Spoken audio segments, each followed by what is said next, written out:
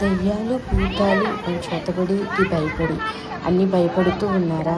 ఇక్కడ తిరుమల కొండపై జపాలి స్వామి ఆంజనేయ స్వామిని దర్శించుకుంటే అన్నీ పారారు. నా పేరు సంతోషి. స్వాగతం. తిరుమల కొండపైన జపాలి తీర్థంలో 108 తీర్థాలుంటాయి. జపాలి మహర్షి జపం చేసిన స్థలం. ఎంతోమంది మహర్షులు జపం చేసేసి పాప వినాశంకు 3 కిలోమీటర్ల దూరంలో ఉంటుంది. ఈ జపాలి మహర్షి ఆంజనేయ స్వామి కోసం తపస్సు చేశారు. ఆంజనేయ స్వామి దర్శనం చేసుకున్నారు. ఆయన ఎక్కడైతే దర్శనం ఇచ్చారో అక్కడే స్వయంగా వెలిశారు. ఇక్కడ సిద్ధాంజనేయ స్వామి అని అంటారు. కోరిన కోరికలు తీర్చే స్వామి. ఇక్కడ వాతావరణం చాలా ప్రశాంతంగా ఉంటుంది. ప్రశాంతమైన వాతావరణంతో పక్షుల సవ్వడంతో అత్యంత ప్రశాంతంగా కొలువై ఉన్నారు. ఇక్కడ ఎన్నో వనమూలికలతో కొండలతో ఎత్తైన కొండలతో రమణీయమైన వాతావరణంగా ఉంటుంది. ఈ జపాలి క్షేత్రంలో ఇక్కడ స్నానం చేసి స్వామివారిని దర్శించుకుంటే దెయ్యాలు, భూతాలు అన్నీ పారారు. తిరుమలలో దాగి ఉన్న ఒక విశిష్టమైన ఆలయం ఇది. ఎప్పుడైనా తిరుమల వెళ్ళినప్పుడు ఇక్కడ కూడా దర్శనం చేసుకుని స్వామి యొక్క అనుగ్రహాన్ని పొందండి. తిరుమల ఈ స్వామిని దర్శించుకుంటే ఎంతో ఆరోగ్యంగా ఉంటారని నమ్మకం. శ్రీ వెంకటాచల కొండ మీద మహర్షి తపస్సు చేయగా ఆంజనేయ స్వామి ప్రత్యక్షమే స్వయంభూగా వెలిశారు. ఇంకా విశేషం ఏంటంటే రావణ సంహారం చేసిన తర్వాత సీతారాములు వారు అయోధ్యకు వెళుతూ ఇక్కడ కొన్ని రోజులు ఆగారు.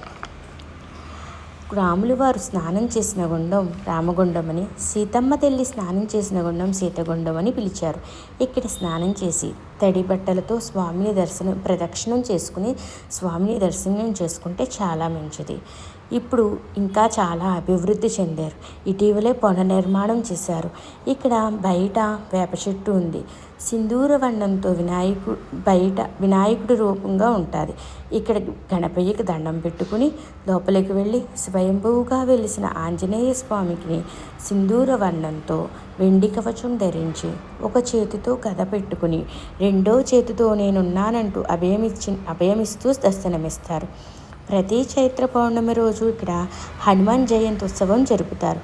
ఈ రోజున ఇక్కడ జనసంద్రం కాలుమోపలేనంత జనసంద్రంగా ఉంటుంది. ఈ రోజున స్వామిని దర్శిస్తే చాలా మంచిది. ఈ స్వామిని దర్శించడం వల్ల దీర్ఘాయుష్యు, ఆరోగ్యం, సౌభాగ్యం కలుగుతుంది. అత్యంత ప్రశాంతంగా ఆనందంగా ఉండగలం. అంతేకాకుండా ఇక్కడ ఒక్క 10 నిమిషాలు కూర్చుని హనుమాన్ చాలీసా జపం చేసుకుని మనకి ఎన్నిసార్లు వీలైతే 3 సార్లు కానీ 5 సార్లు కానీ 7 సార్లు కానీ ఎన్నిసార్లు వీలైతే అన్నిసార్లు జపం చేసుకుని చదువుకుంటే చాలా మంచిది. ఏ కోరిక కోరుకున్నా తప్పక నెరవేరుతుందని నమ్మకం. శ్రీ ఆంజనేయం.